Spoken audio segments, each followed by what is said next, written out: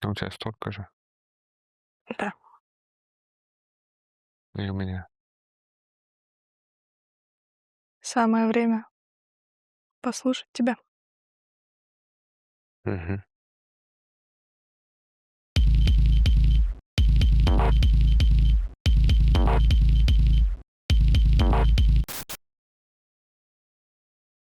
Я недавно был в супермаркете, покупал овощи.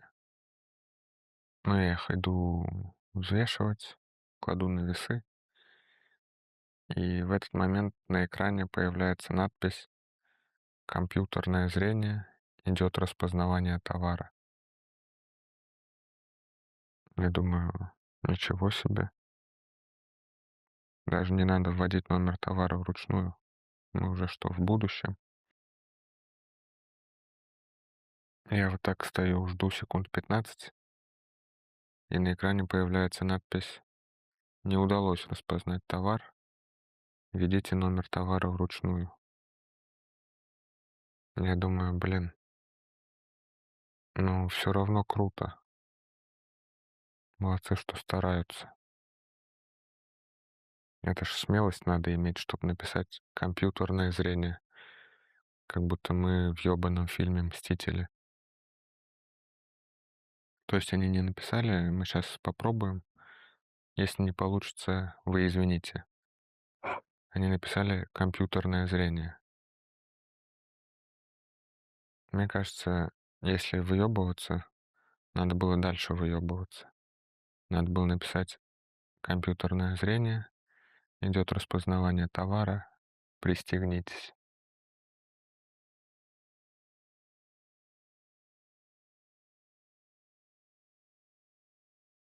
Помоги мне понять. Ты говоришь о том, что ты восхитился? Мне кажется, я не то чтобы восхитился, на самом деле. Меня скорее тут ошарашила такая самоуверенность. Ну, у вас же еще ничего не готово. А вы говорите, что готово даже лучше, чем есть на самом деле. Как ты относишься к тому, что люди так делают? Заявляют о чем то не имея под этим ничего. Ну, в целом я понимаю, что это существует. Когда я с этим сталкиваюсь, меня это, наверное, подбешивает, потому что, ну, это же проверяется легко, а сталкиваешься ты с этим, как правило, когда, ну, то есть надо опереться на что-то. Допустим, ты нанимаешь профессионала, который тебе заявляет, какой он профессионал.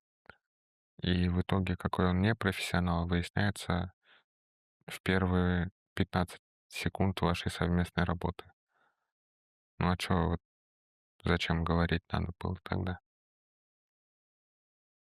Ну вот что-то такое, наверное. А ты сам когда-нибудь так делал? Заявлял то, чего нет на самом деле? М. Ответственно заявляю, что я так никогда не делал в жизни и не буду. И тогда злость у тебя вызывает в других то, что они себе могут это позволить или что?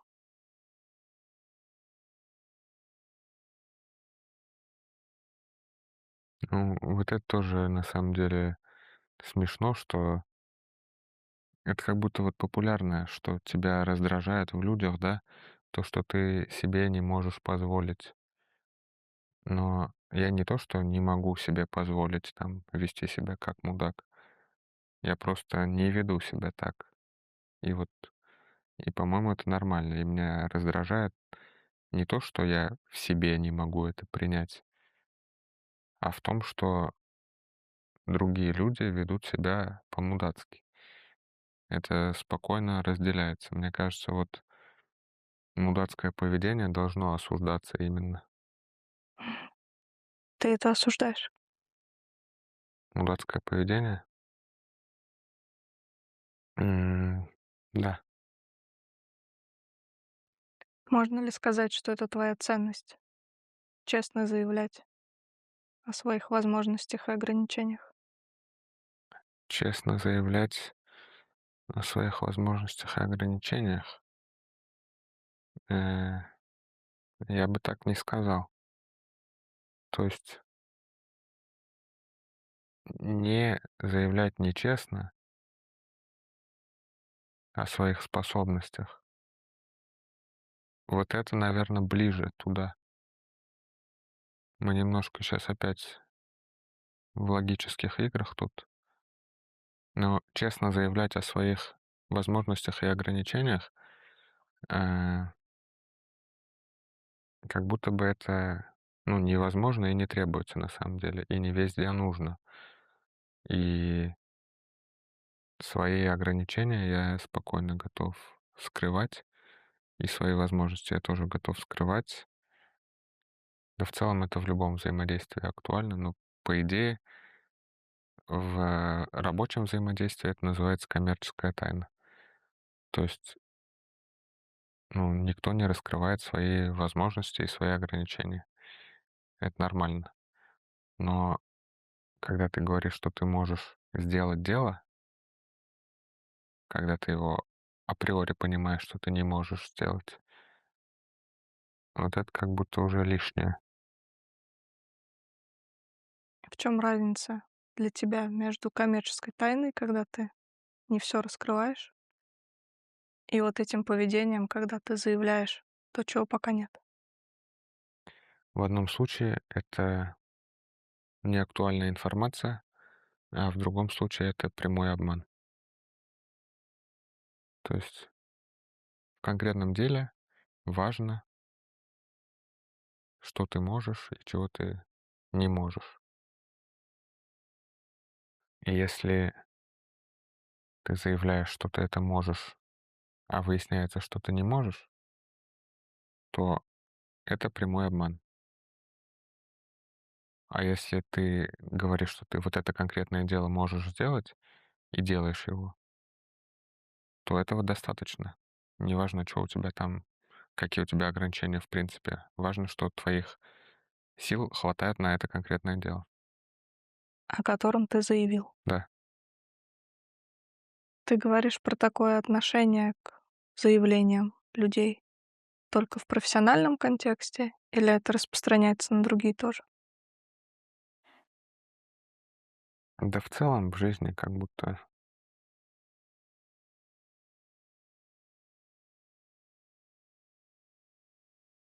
ну да, Мгм. Какие у тебя отношения с честностью в жизни? теплые. Ну, я очень ценю честность. Ты честный человек? Мгм. Радикально честный? Мне здесь не нравится слово радикально. Мне кажется, вот про что угодно, если сказать, к любому эпитету добавить слово радикально, получится плохо. То есть, ну, в любом месте слово радикально как будто немножко делает это все душным, вот уже до противности. Это вот немножко Супермен получается, если вот радикально положительные качества — это вот Супермен. И это же скукотища. Вот. Поэтому, но я при этом честный. Мне кажется, этого даже достаточно, чтобы быть честным. Чего? Быть честным. То есть, если я говорю, что я честный, это означает, что я честный.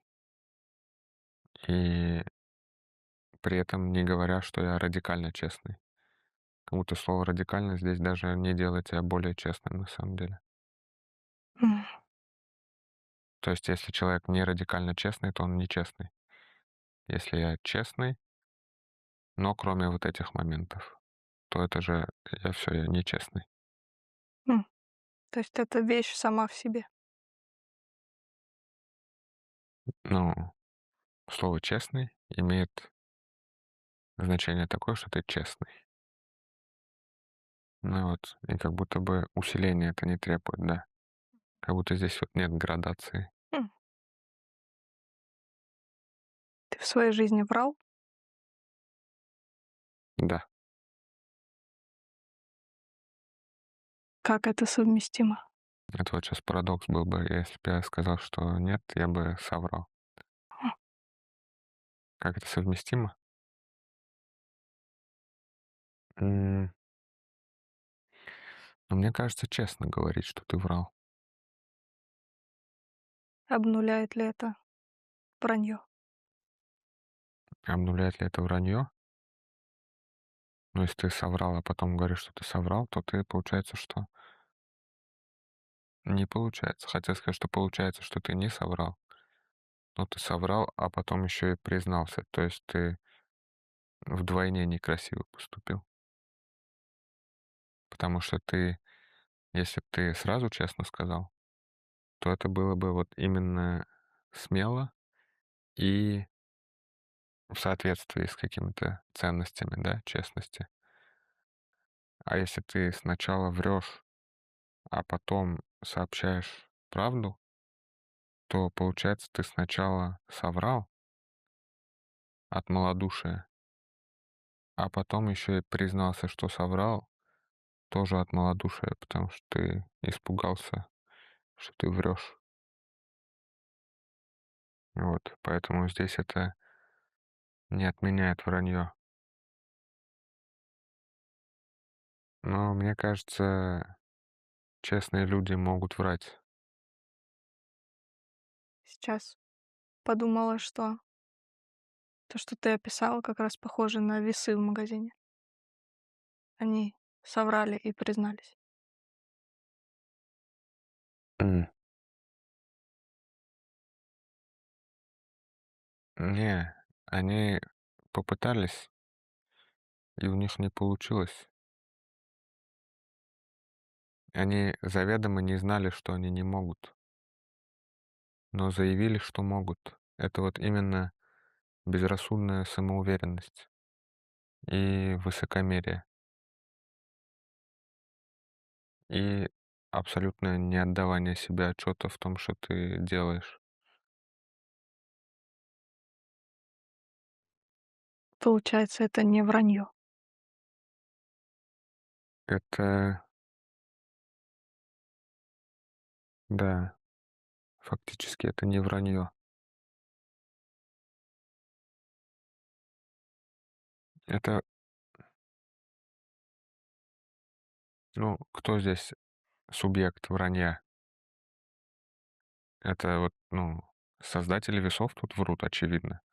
Сами весы тут не врут, они пытались. Хм, Если мы наделяем весы личностью, то весы как личность я уважаю больше, чем создатели этих весов. ты сказал, что честные люди могут врать? Да. Расскажи больше про это.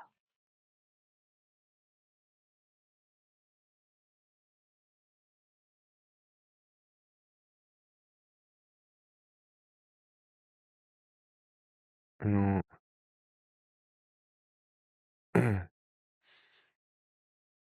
хочется обратиться к поп-культуре. Не знаю, что выбрать. Есть «Доктор Хаус» и «Игра престолов».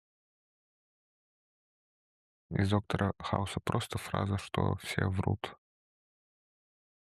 И в целом я согласен. Я вообще на самом деле доверяю «Доктору Хаусу» как к источнику знаний о жизни. Вот.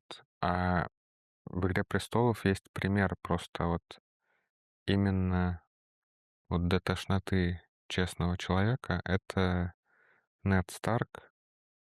Он умирает примерно в первую секунду сериала. Ну, потому что вот такая вот именно душная честность тебя делает негибким.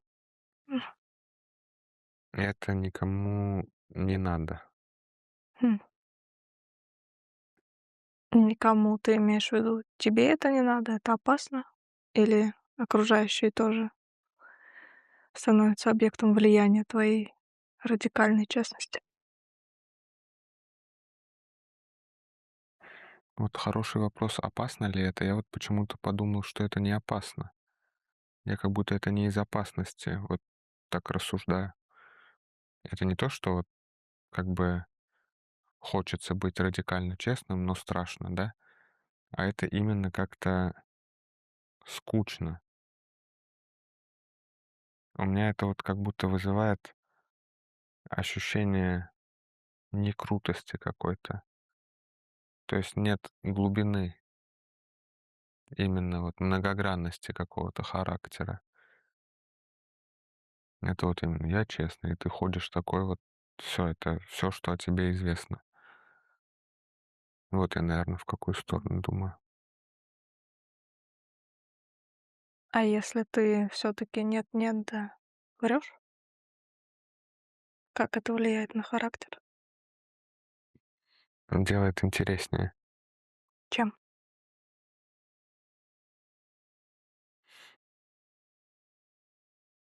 Обратимся к поп-культуре.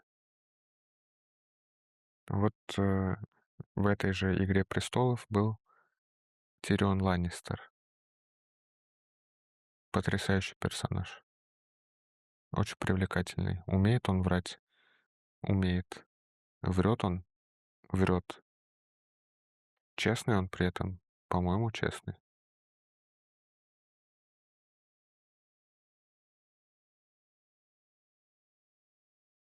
Как вся эта поп-культура сформировала тебя как личность? Полностью. Мне кажется, моя личность — это разные фрагменты поп-культуры, соединенные. И если бы ты был персонажем фильма, книги, кем бы ты был? Бэтменом. Ты как будто даже не раздумывал. 100%. Почему? Потому что я Бэтмен.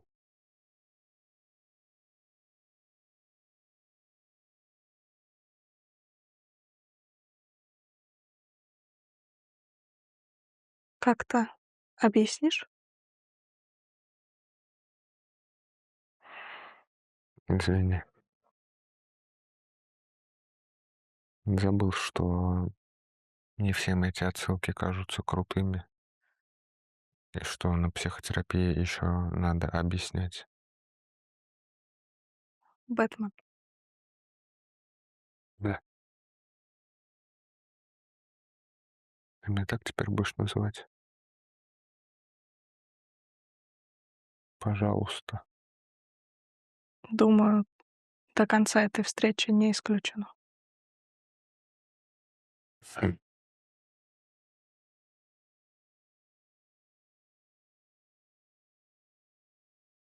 Что для тебя значит быть Бэтменом? Ну, у Бэтмена есть как будто вот эта аура крутизны. Ну, вот именно. Как бы не что-то яркое, не что-то громкое, но при этом что-то очень сильное, которое всегда настороже.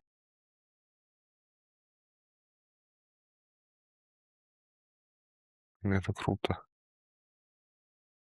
Стал бы он что-то заявлять, если не может это выполнить? Он бы не стал, нет. Бэтмен бы не стал. А можно ли его назвать честным? Да, А врал ли он?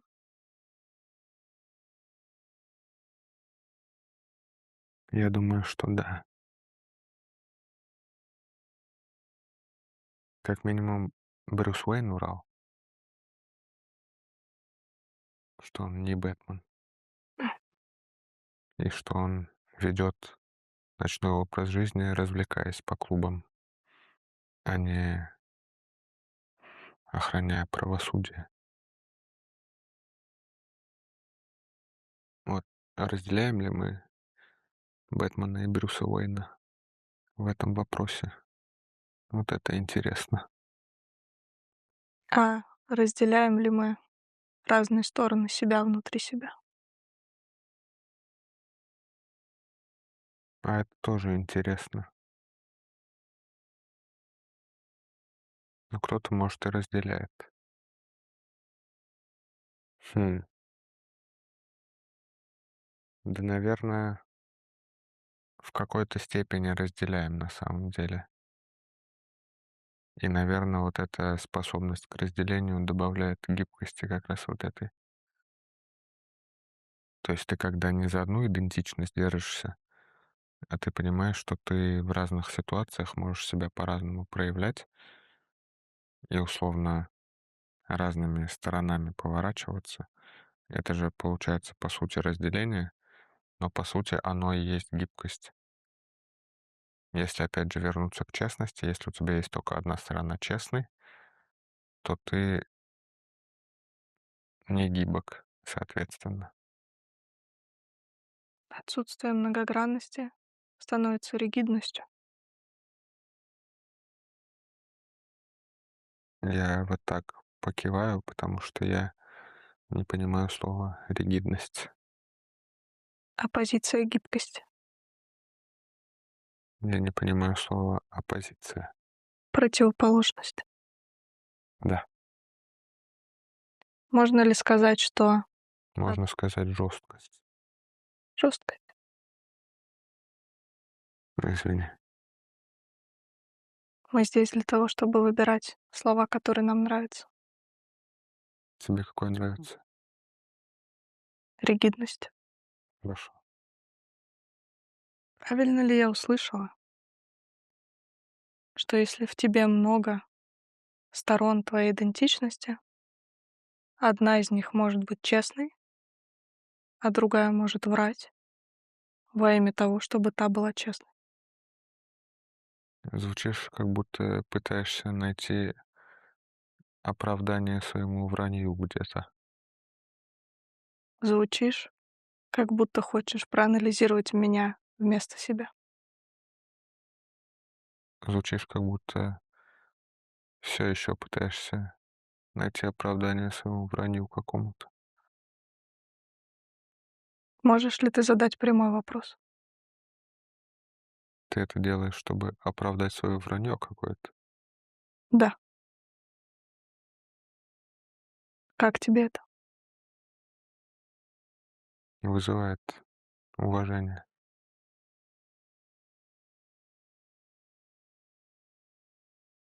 и интерес. И сразу многогранность какая-то появляется.